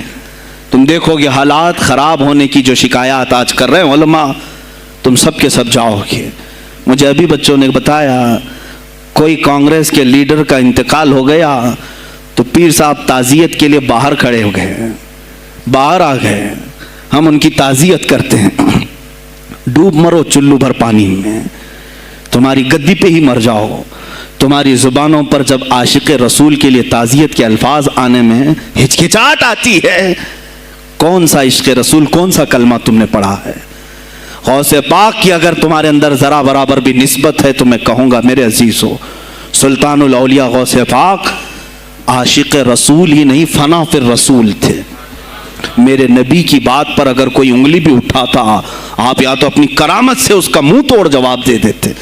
کسی عیسائی نے صرف یہ کہا تھا میرے نبی عیسیٰ افضل ہے, وہ مردوں کو زندہ کرتے تھے, آپ کو جلال آیا, کہا محمد افضل نہیں ہے اس لیے کہ وہ مردے زندہ نہیں کرتے تھے, آپ اس کا ہاتھ پکڑ کر قبرستان لے گئے. میرے نبی پر بات کرتا ہے, میں تجھے زندہ کر کے دکھاتا ہوں. اپنی کرامت سے مردے کو زندہ کر کے دکھایا. اب بول کون افضل ہے, عیسیٰ افضل ہے کہ میں افضل ہوں؟ تو نے تو عیسیٰ علیہ السلام کو مردے زندہ کرتے دیکھا تو نہیں, لیکن عبد القادر کو سامنے دیکھا. غوث پاک نے کہا میں اپنا موازنہ عیسیٰ علیہ السلام سے نہیں کرتا ہرگز, لیکن یاد رکھنا میرے نبی پر اگر زبان کھولے گا تو عبد القادر اپنے قدم سے اس کو جواب دے گا. وہ جواب دیتے. آپ کی زندگی ناموس رسالت کی حفاظت کے لیے گزری ہے. سلطان الاولیاء غوث پاک رضی اللہ تعالیٰ عنہ کی بارگاہ میں جب ایک سوال آیا کہ لوگ کہتے ہیں نبی ہر جگہ کیسے حاضر ہو سکتے ہیں, آپ نے خود کر کے دکھا دیا. کوئی صاحب آئے, کہا ہمارے گھر دعوت ہے آپ تشریف لائیں, کہا ٹھیک ہے آتا ہوں. تھوڑی دیر بعد دوسرے آئے, کہا ہمارے گھر دعوت آپ آئیں. سیم ٹائم پہ کئی 70 لوگ آئے, سب کی دعوت قبول کی. دوسرے دن شام میں لوگ آ کر کے فخر کر رہے ہیں آج میرے گھر شیخ عبد القادر جیلانی آئے تھے. دوسرا کہہ رہا نہیں میرے گھر آئے تھے, تیسرا کہہ رہا میرے گھر آئے تھے. ایک وقت میں سب گھروں پر کیسے؟ سبوں نے کہا انہیں سے پوچھتے ہیں وہ کہاں گئے تھے. جب لوگ آئے تو سننے میں یہ آتا ہے کہ آپ ایک درخت کے نیچے بیٹھے تھے. لوگ سوال کرنے کے لیے آئے, سب آپس میں کہہ رہے ہیں ہمارے گھر آئے تھے, ہمارے, آپ بتائیں کیا کس کے گھر گئے تھے؟ تو انہوں نے کہا درخت کے اوپر دیکھو. تو لوگوں نے درخت کے اوپر نگاہ ڈالی تو دیکھا ہر پتے پر شکل عبد القادر نظر آ رہی ہیں. فرماتے ہیں اللہ نے عبد القادر کو یہ اتنی قدرت دی ہے کہ بیک وقت وہ کئی جگہوں پر حاضر ہو سکتا ہے. تو جب ایک غلام رسول کو اللہ نے یہ طاقت دی تو رسول مختار کو کتنی طاقت دی ہوگی. انہوں نے ناموس رسالت کو واضح کیا ہے. میرے عزیزو, اولیاء کاملین اسی لیے آتے ہیں, وہ نبی کا پرتو بن کر کے آتے ہیں, اور آج ان کے نام کی 11ویں کھا کر کے موٹے ہو رہے ہیں, بس اور کچھ نہیں. اور لوگ یہ سمجھتے ہیں نفس کو موٹا کر کے تم اپنی زبانوں میں گھی لگا چکے ہو, بولو گے تو پکڑے جاؤ گے, بولو گے تو تمہارے اوپر کیس ہو جائے گا. ہو نہیں تو میرے عزیزو, آج تو حالات ایسے ہیں. میں رو پڑا کل جب مجھے یہ رپورٹ ملی کہ صرف ہندوستان کی سوشل میڈیا پر 25,000 پوسٹ میرے نبی کی شان میں گالیاں دی گئی ہیں. 25,000 لوگوں نے گستاخی کی ہے. तुम भी तो रात भर इंटरनेट चलाते हो, पूरा का पूरा वक्त अपने मोबाइल में सर्व करते हो। जाना है तुम्हें भी मेरे आका की बारगाह में, याद रखना हुजूर पाक सल्लल्लाहु ताला अलैहि वसल्लम के दरबार में जाने वाले हो और तुम्हारा कोई उज़्र कबूल नहीं किया जाएगा। हज़रत साद बिन रबी की वो बात मुझे याद आती है, जंगे उहद में हुजूर की हिफाजत के लिए लड़ते लड़ते मैदान में ऐसे आ गए थे काफिरों के कि आपके गोश्त के टुकड़े उड़ रहे थे, जिस्म के गोश्त के टुकड़े उड़ रहे थे। मेरे आका देख रहे थे। शाम का वक्त हुआ, उहद का मैदान, हवाजें, सन्नाटा, 70 लाशें पड़ी हुई थी साहबा की। अल्लाह के नबी ने पुकारा, मेरे साद को ढूंढो, कहां है साद, कहां है? साहबा कहते हैं हम आवाज देने लगे, साद तुम जिंदा हो, रसूल तुझे बुला रहे हैं। हजरत साद बिन रबी 7 लाशों के नीचे दबे हुए थे और सांसें भी चल रही थी, सांसें चल रही थी। साहबा ने जब आवाज देना शुरू किया कि रसूल पाक याद कर रहे हैं, वहीं से वो हरकत करने लगे। अंदर से आवाज दी, ए जवानों, साद जिंदा है, मैं यहाँ लाशों के नीचे दबा हुआ हूं। हटाई गई लाशें तो देखा उनके जिस्म में कुछ बचा ही नहीं था, कुछ नहीं था, सब फट चुका है, पेट को तक चाक किया गया है, सांसें बाकी। साद बिन रबी कहते हैं, ए साहबा, शायद मैं रसूलुल्लाह तक नहीं पहुंच पाऊंगा, हुजूर ऊंचे टीले पर बैठे हुए हैं, शायद नहीं पहुंच पाऊंगा, मेरा सलाम मेरे नबी तक पहुंचा देना, हुजूर तक पहुंचा देना। लेकिन आने वालों को क्या कहा जानते हैं? मैं ए जवानों तुम सबसे कहूंगा आज के हालात में। साद इब्न अबी रबी कहते हैं, ए साहबा, मैं तो जा रहा हूं, मेरी आखिरी सांसें हैं, लेकिन अगर तुम्हारी आंखें चमकती रही, तुम्हारे जिस्मों में जान बाकी रही और मेरे नबी पर अगर किसी ने उंगली उठाई और गाली दी, मैं क़यामत के दिन उसे नहीं छोड़ूंगा। और याद रखना, अल्लाह की बारगाह में तुम्हारा कोई उज़्र कबूल नहीं किया जाएगा अगर तुम्हारे जीते जी तुम्हारे नबी की जात पर किसी ने कीचड़ उछाला। हजरत साद रबी इतना कह करके इंतकाल हो गए, वो हुजूर तक पहुंचाए भी नहीं जा सके। ए मेरे अजीजों, ए जवानों, तुम क्या समझते हो कि तुम दुनिया से इसी तरह निकल जाओगे? कुरान में भी अल्लाह ने कहा, अम हसिबतुम अन तदखुलुल जन्नत, तुम ये सोच करके बैठे हो कि हम जन्नत में चले जाएंगे? पीर साहब का दामन पकड़ लिया है, मुझे तो जाना ही है जन्नत में, पीर बख्शवा देंगे हमें। तुम बरस में एक मर्तबा 11वीं करके और फातिहा नियाज करके समझते हो इस्लाम का हक अदा कर दिया। यहां तुम्हारे नबी की अजमत पर रोज बरोज हमले हो रहे हैं। आज कुफ्र खुल करके आया है सामने, नहीं देखते आप? कुफ्र खुल करके सामने आया है तासुब के साथ। हर शहर में जाते हुए गुंडे ललकार रहे हैं इस्लाम के खिलाफ हमारे मुल्क में। अगर मैं खुल करके आया तो मेरा क्या जुर्म है इसमें, मेरा क्या कसूर है इसमें? क्या आप भी मैं ना बोलूं? हाँ, आज तुम्हारे पास ताकत है, पावर है, जो कुछ भी हसर और रसूख है, इससे ज्यादा क्या करोगे कि तुम मुझे जेल में बंद कर दोगे? मैं कल की तफसीर में भी यही कहा। एक मौलाना साहब ने कहा, क्या आप इतना बोल रहे हैं, आप पर ऐसे एक्ट लगाए जाएंगे कि जिंदगी भर आपकी जमानत ही नहीं होगी।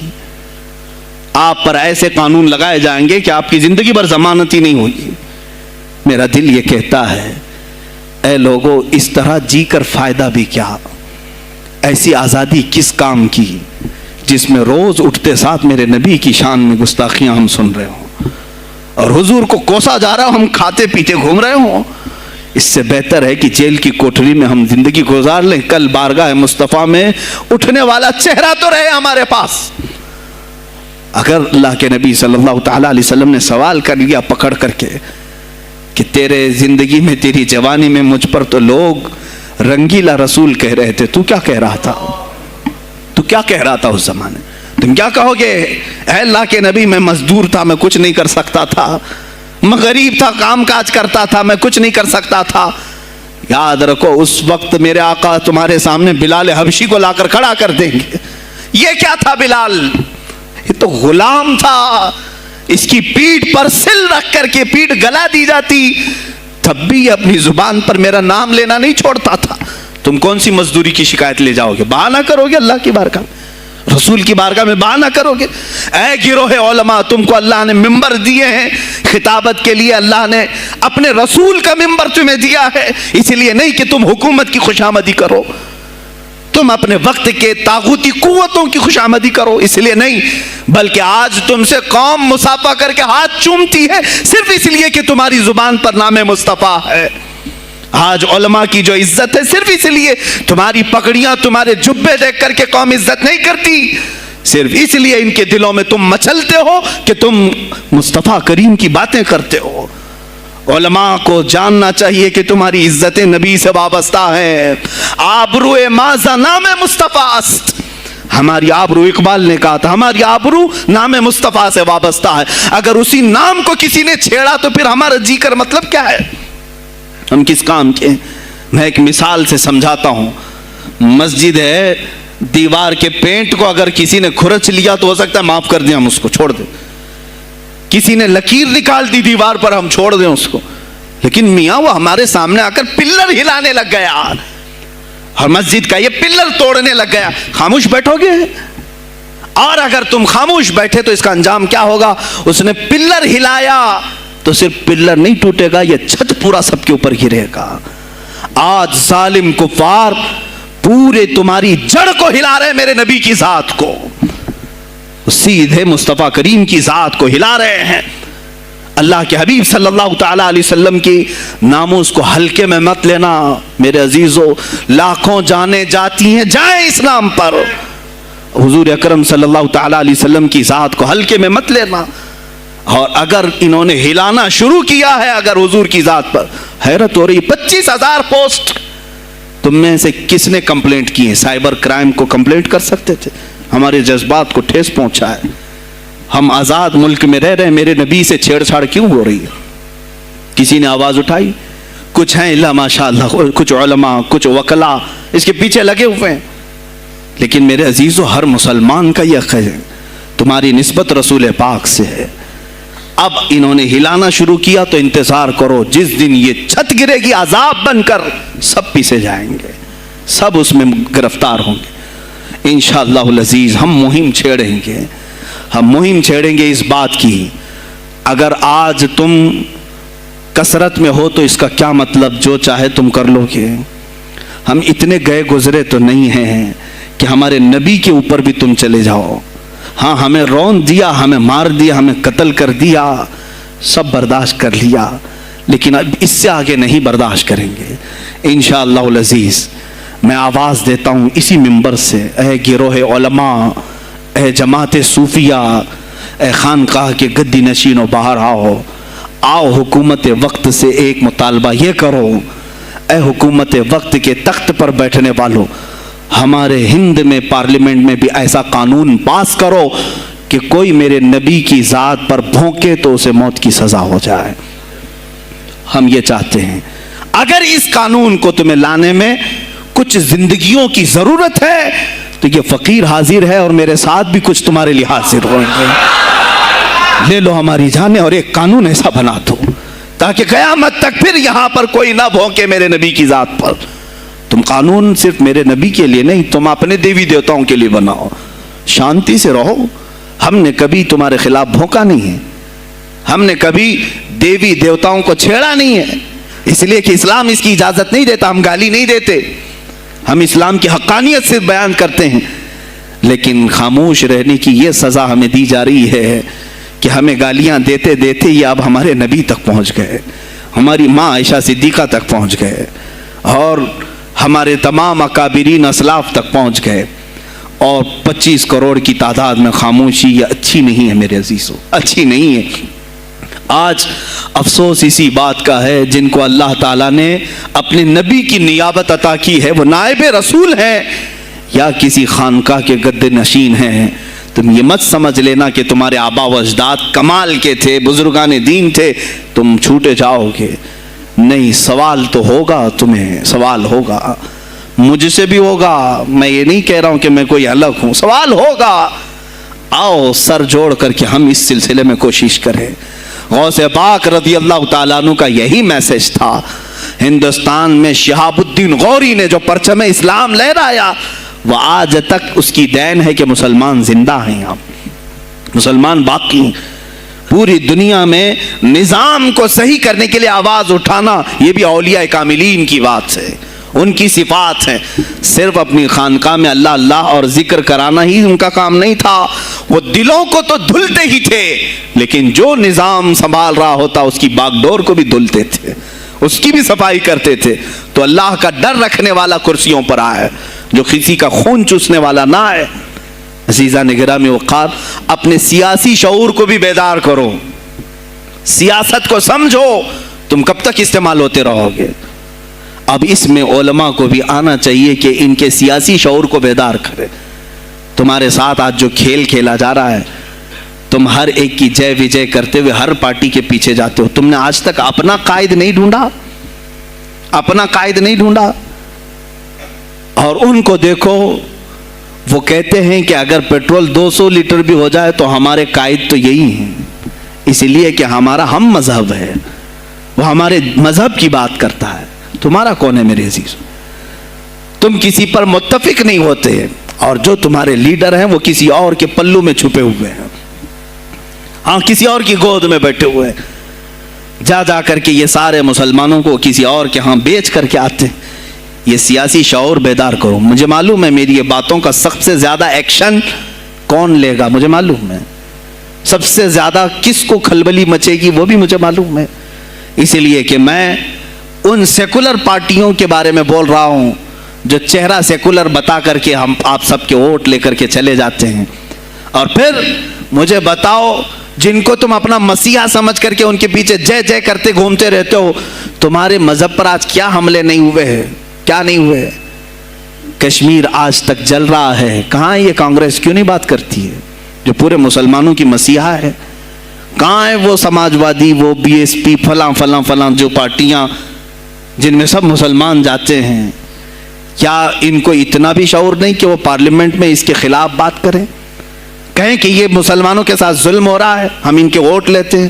نہیں بات کریں گے، یہ صرف اور صرف تمہیں استعمال کرتے ہیں، اور انہیں معلوم بھی ہے ہم نے ان سب کو خریدا ہے، ان کے لیڈروں کے منہ میں اپنی زبان رکھی ہوئی، یہ کوئی بولے گا نہیں، انہیں معلوم ہے۔ تمہیں یہ اندازہ نہیں میرے عزیزو، آج میں بولوں تو لوگوں کو تکلیف ہوگی۔ کشمیر کے ایسے حالات ہیں، رو رہے ہیں وہاں پر۔ ایک مولانا ہیں، مسجد کے امام ہیں، انہوں نے کہا باضابطہ حلفیہ کہا نوجوان میرے پاس نماز کے لیے آتا تھا، اس نے یہ کہا کہ حضرت کیا سوسائڈ کرنے کی اجازت ہے؟ کہا کیوں؟ کہا میرے گھر میں کچھ لوگ داخل ہوئے، میں ان کا نام ذکر نہیں کر رہا ہوں، کچھ لوگ داخل ہوئے، مجھے ہاتھ باندھ کر کے کھڑا کیا، میری ماں اور میری بہن کو ننگا کیا، میرے سامنے کپڑے اتارے اور ان کی عزت لوٹی، اور اس کے بعد مجھے ہاتھ کھول کر کے چھوڑ دیا۔ مجھے بتائیں اس کے بعد بھی جینے کا کوئی مقصد رہتا ہے؟ مجھے بتائیں اس کے بعد بھی جینے کا کوئی حاصل ہے؟ یہ سب تمہارے ساتھ بھی ہوگا۔ جہاں میجورٹی ان کی مسلمانوں کی تھی وہاں یہ ننگا ناچ کر کے دکھایا ہے، تو یہاں تو تم بہت قلت میں ہو، تمہارے ساتھ بہت کچھ ہو سکتے ہیں، اب بھی اگر خاموش رہے۔ اسی لیے میں بار بار کہتا ہوں اٹھو، وہ گھر نہ حشر نہ ہوگا پھر کبھی، دوڑو کہ زمانہ چال اپنی چل گیا۔ تم اپنی سیاست کو منتخب کرو، تم اپنی قیادت کو منتخب کرو، اور اگر ابھی بھی سیاسی لاشعوری کی زندگی گزارتے رہو گے، لقمے بنتے چلے جاؤ گے، یہ کھاتے چلے جائیں گے۔ بات میں سلطان الاولیاء غوث پاک کی کر رہا تھا، لیکن مجھے یہ حالات پر گفتگو ضرور کرنی ہے، اس لیے کہ مجھے معلوم نہیں ہے کہ میری زبان پر کب تالے لگائے جائیں گے یا میری گردن پر کب چھری پھیری جائے گی، مجھے اس کا اندازہ نہیں۔ لیکن اے مسلمانوں، تم میری ذات سے الجھتے ہو تو الجھ جاؤ، مجھے اگر بلیم کرتے ہو، تانے مارتے ہو تو مار لو، چند دنوں کی بات ہے، جب تک میری سانسیں چل رہی ہیں تب تک مجھے گالیاں دو گے، لیکن جس دن میں بھی دنیا سے جاؤں گا اس دن تم ہماری باتیں یاد رکھو گے، اس دن یاد کرو گے۔ مجھے اپنے بچوں کو یہی بتانا ہے کہ اب وہ دور آیا ہے جہاں ممبروں سے بھی بولنے میں اب گھبراہٹ ہے، لوگ اپنے خوف کے مارے ایسے ہیں کہ اپنی روزی روٹی کے چکر میں میرے مصطفیٰ کی گالیاں سننا برداشت کر رہے ہیں۔ دیتا ہے دینے دو نا، ہمارا کیا بگڑتا ہے؟ इस पोजीशन में तुम आए हो आज, तुम्हारा इमाम जब इतना बुज़दिल है तो तुम्हारे दिलों में कौन सा ईमान बाकी रह जाएगा। इसलिए शऊर पैदा करो। अगर औलिया की निस्बत तुम्हारे दिल में जरा बराबर भी बाकी है तो उठो मेरे अजीजों, आप क़यामत के दिन जवाब दे होंगे मेरे नबी सल्लल्लाहु ताला अलैहि वसल्लम की अजमत पर। आज जो हमले हो रहे हैं यह हमारी ज़िंदगी का सबसे बड़ा इशू है। आज मुतालबे करो, मांगो तो किस चीज़ को मांगो? बस ये है कि मेरी नबी की इज्जत सलामत रहे, मुझे दुनिया में और कुछ नहीं चाहिए। इतना मुतालबा तो कर सकते हो, इतना मुतालबा करो और फिर देखो मेरे मुस्तफ़ा की तरफ से इनाम क्या मिलेगा, अल्लाह की तरफ से इनाम क्या मिलेगा। अरे वो मर्द कलंदर जो पाकिस्तान में अभी शहीद हुआ, किस बात का ऐलान करता था, किसको पुकारता था, किसको ललकारता था? सिर्फ यही तो बात करता था कि ताजदार खत्म नबूवत, और मैदान में माजूरी के साथ भी आकर कहता था लब्बैक या रसूल अल्लाह, ऐ अल्लाह के रसूल मैं हाजिर हूँ, अपनी जान लेकर आया हूँ। और तुम याद रखना तुम्हारी टांगें तो सलामत है, कल बरोज़ क़यामत हो सकता है तुम्हारा सामना उस खादिम हुसैन से हो, तुम्हारी टांगें देख करके पूछी जाएंगी। माजूर होने के बाद जब कोई मैदान में मेरे नबी की अजमत पर पहरा देने के लिए आ सकता है तो तुमने अपनी टांगें किस काम के लिए रखी थी? मेरे अजीजों, मैंने जितनी ताकत मुझे अल्लाह ने दी मैं बोल रहा हूं, अब इसके बाद का महाज तुम्हें संभालना है, आगे की हमारी फिक्रों को तुम्हें ले जाना है। शायद उस जमाने में हम जी रहे हैं जहां इतनी आज़ादी नहीं होगी। छोटी सी बात को आज बहुत बड़ा बना करके उसे ख़त्म किया जाता है, लेकिन मुझे अंदाज़ा है इस बात का, हिंदुस्तान की आज़ादी में भी मेरे अकाबिरीन में 30,000 उलमा ने अपनी जानें दी हैं। कश्मीर से लेकर दिल्ली तक हर दरख्त पर एक आलिम की लाश लटकी हुई थी। उनकी जानें, उनकी कुर्बानियाँ रायगा नहीं गईं। 70 साल से हम मज़े ले रहे हैं, उनकी कुर्बानियाँ हैं ये। अल्लामा फजल हक खैर आबादी को अंडमान निकोबार पूरी ज़िंदगी के लिए कैद करके ख़त्म कर दिया गया, मज़ार भी वहीं पर है आज। तो आज मुझे अंदाज़ा है अगर मैंने इस बात की शुरुआत की है, हो सकता है ये जो कुछ भी हमारे साथ करें, लेकिन मुझे मेरे रब्बे जुल जलाल की ज़ात पर यकीन है। मैं यही कहूँगा, ऐ अल्लाह, अगर हमारे मुक़द्दर में शहादत है तो इससे बेहतर कोई और मौत है नहीं।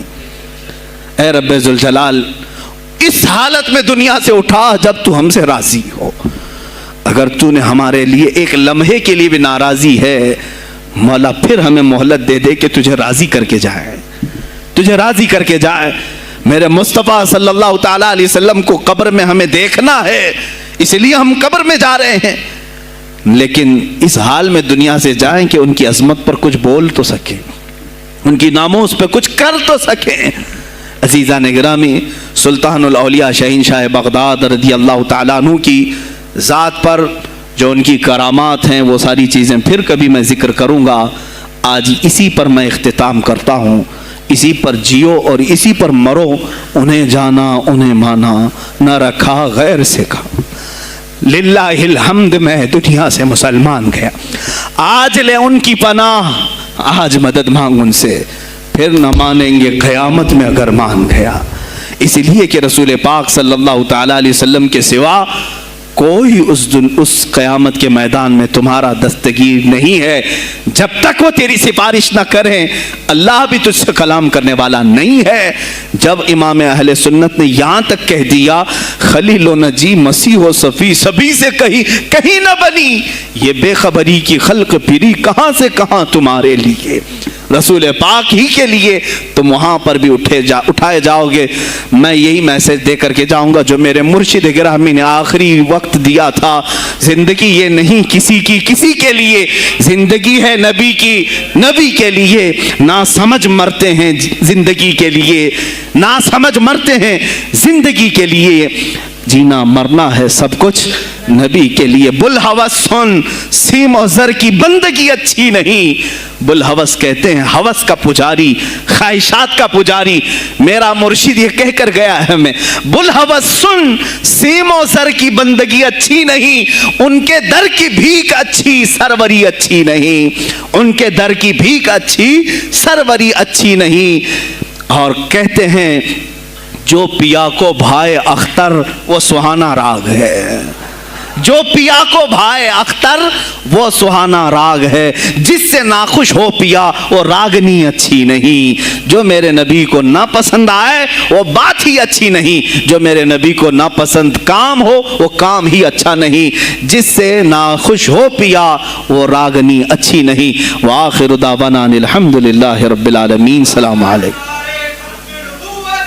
خدمت پہ لاکھوں سلام مصطفیٰ جان رحمت پہ لاکھوں سلام، شمع بز میں ہدایت پہ لاکھوں، غوث اعظم کا دیکھو ذرا مرتبہ، ایک اشارے سے مردوں کو زندہ کیا، آج بھی لوگ کہتے گئے غوث الورا، غوث اعظم امام التقیٰ والنقیٰ، جلوہ شان قدرت پہ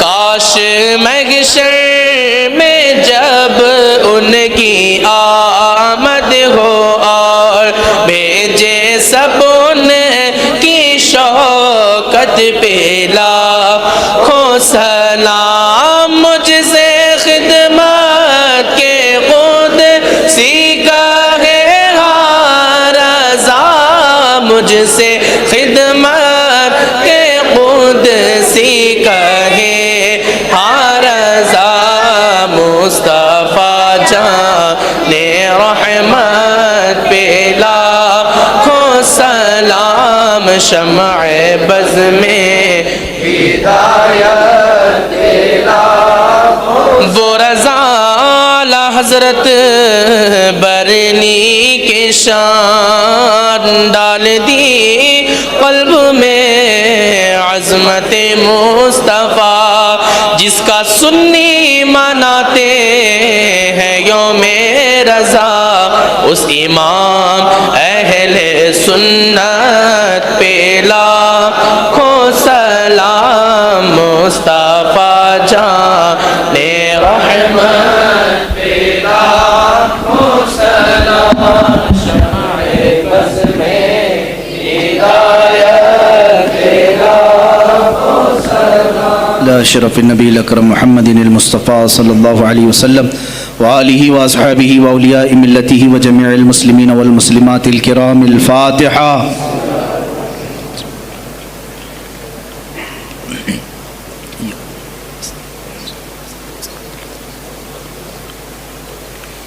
اللهم صل على سيدنا محمد وآله وأصحابه وبارك وسلم. اللهم وصل وبلغ مثل ثواب ما قرأناه من القرآن الكريم، ما صليناه وما سلمناه وما هللناه وما سبحناه، وهذه هدية واصلة ورحمة نازلة وبركة شاملة منا إلى حضرة النبي الأكرم محمد المجتبى محمد المصطفى صلى الله عليه وسلم، وبوسيلته إلى جميع الأنبياء والمرسلين والصحابة والتابعين والخلفاء الراشدين، وإلى أرواح جميع أزواج رسول الله وبناته وبنيه، وإلى أرواح جميع الشهداء والنجباء والنقباء وأولياء الله الصالحين، وإلى أرواح أئمة المجتهدين وجميع المؤمنين والمؤمنات وعامة المسلمين والمسلمات الأحياء منهم والأموات، خاصة إلى روح سيدنا وسندنا وشيخنا وقطبنا سيدي عبد القادر الجيلاني قدس الله سره الشريف. اللهم ببركة هؤلاء المذكورين تمم مقاصد ديننا ودنيانا وأخرانا يا رب العالمين. اللهم حصل مرادنا واقض حاجاتنا يا قاضي الحاجات، واشف مرضانا ومرضى المسلمين، وارحم موتانا وموتى المسلمين.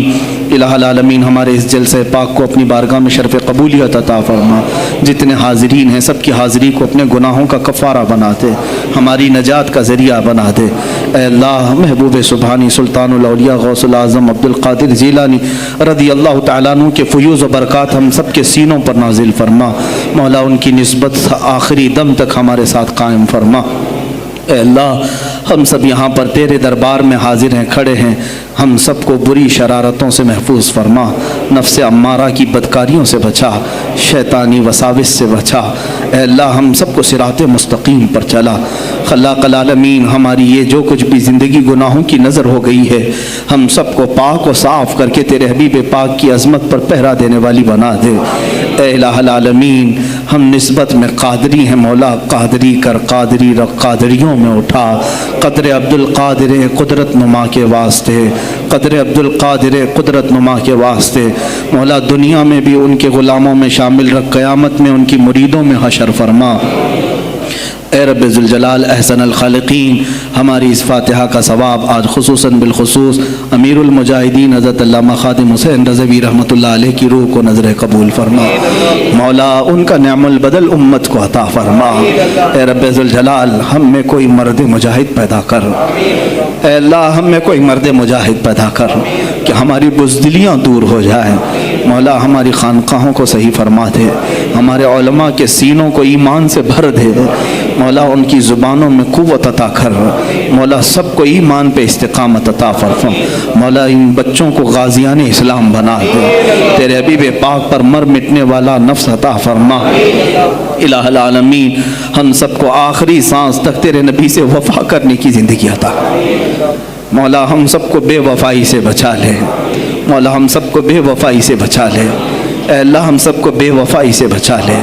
الہ العالمین تیرے حبیب پاک کا واسطہ ہم سب کو ہر طرح کے کفار و مشرکین کے شر و فساد سے محفوظ کرو، اسلام و سنیت کا بول بالا فرما، کفر و شرک کا منہ کالا فرما۔ ان اللہ و ملائکتہ یصلون علی النبی یا ایھا الذین آمنوا صلوا علیہ وسلموا تسلیما۔ اللهم صل على سيدنا مولانا محمد معدن الجود والكرم وآله وأصحابه الكرام ابنه الكريم وآله وسلم۔ سبحان ربك رب العزة عما يصفون وسلام على المرسلين والحمد لله رب العالمين۔ جب دمیں واپسی ہو یا اللہ، جب دمیں واپسی ہو یا اللہ، لب پہ جاری ہو بس لا الہ الا اللہ محمد رسول اللہ صلی اللہ علیہ وسلم۔